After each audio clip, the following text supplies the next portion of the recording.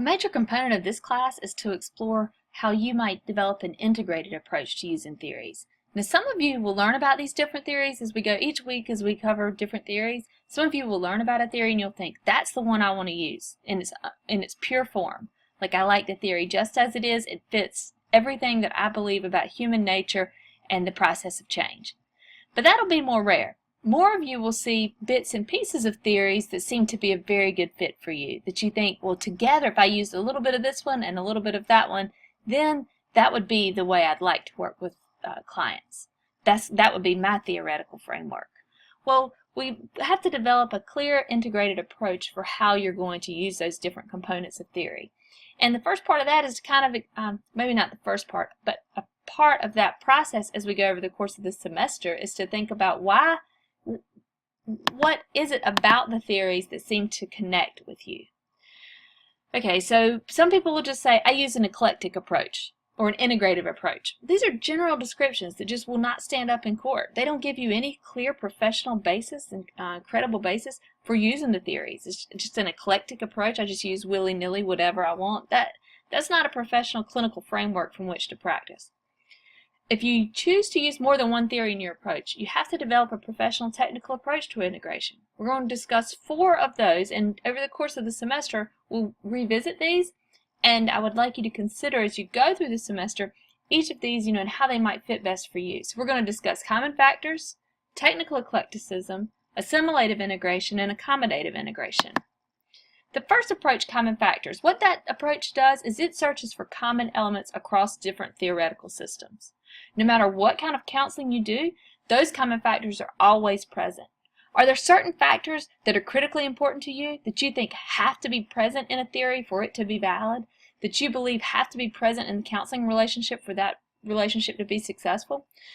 As a counselor, as you review these theories, if you find that certain elements are popping up across theories that seem to be most important to you, those are the common factors that are most important to your theoretical approach, then you would probably be developing a common factors approach.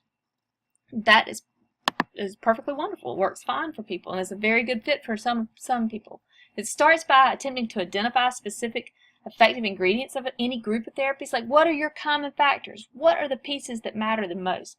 And then you explore the ways that different interventions and psychotherapeutic interactions can promote and contain those ingredients. So which theories have those factors? And how do you as a counselor utilize those factors? So how do you as a counselor build a theoretical framework that integrates these factors in different theories in a way that maximizes the client's exposure to those unique factors that you think are most critical for practice? That's the common factors approach. A second approach is technical eclecticism.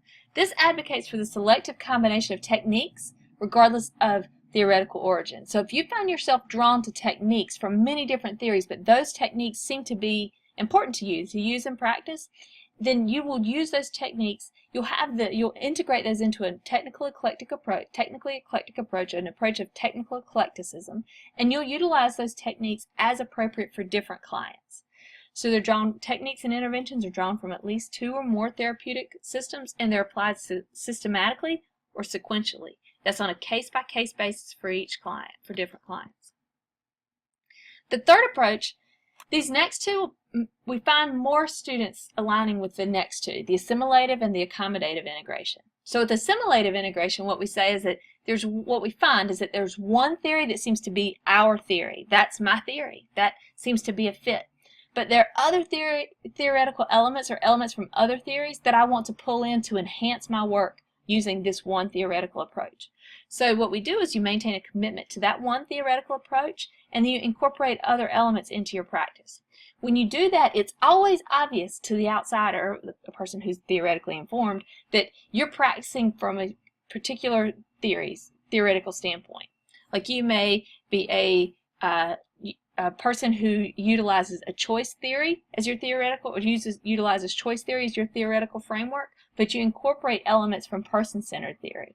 That does not change your overarching theory. Your primary theory, choice theory, is not qualitatively different because of bringing in those elements from other theories. That's still your main theory, but by bringing those other elements in, you are able to be more successful, in your opinion, with your clients.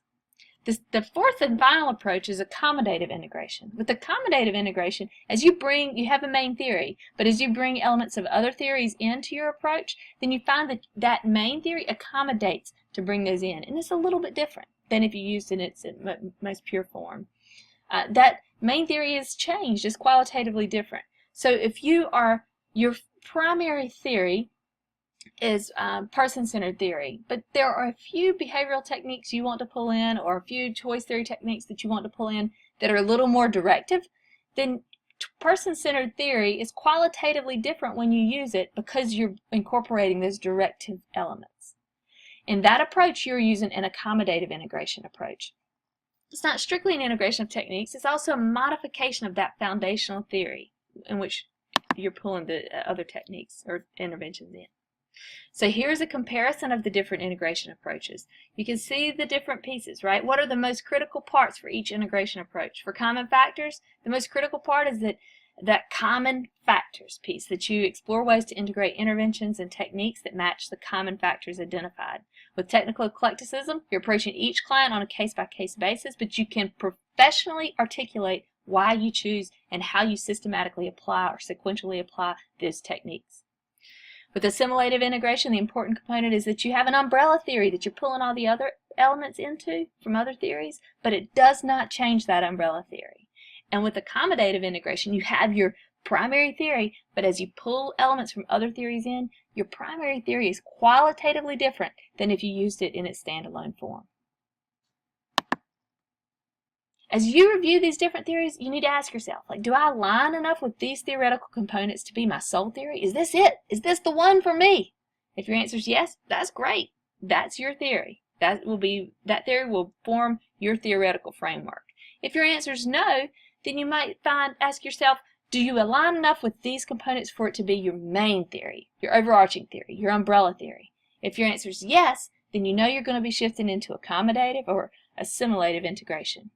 Now, if your answer is, it's really important to me, there's some factors that matter, but it wouldn't be my main theory, it would just be a theory that's equivalent to some others, then you're probably leaning towards common factors, okay? With your after you determine that it is, if you determine that it is an umbrella or an overarching theory, then you got to ask yourself, when you pull other pieces in, does it look different than it would if it were standing by itself? Or does it look the same? If it looks the same, if it is clearly that same theory, then that's assimilative integration. But if when you pull those other elements from other theories in, it kind of shifts and molds and accommodates to bring those pieces in, it becomes somewhat different than if it were in its standalone form, then that's accommodative integration. Are there parts of this theory you do not agree with at all? You got to ask yourself that. And how do you see this theory with every theory that we learn about? How do you see this theory fitting with other theories that you found congruent with your philosophy so far? Right now, you haven't learned about any of the different theories. And so we're at a new start. But as we cover each theory, ask yourself, how does this theory fit for me? And consider which integration approach, if any, might seem to be aligning with your thinking. That way you can perceive your theoretical orientation as it's shaping up and evolving, because you'll be developing this theoretical orientation over the course of the semester. Don't worry though, this first introduction to integration can be really confusing and feel like I don't have any framework for this making any sense. And at this point I understand that. But I think by introducing it early, it gives you an opportunity to start thinking about these pieces and how they fit for you over the course of the semester. We're going to revisit it many times. Have faith and keep reading.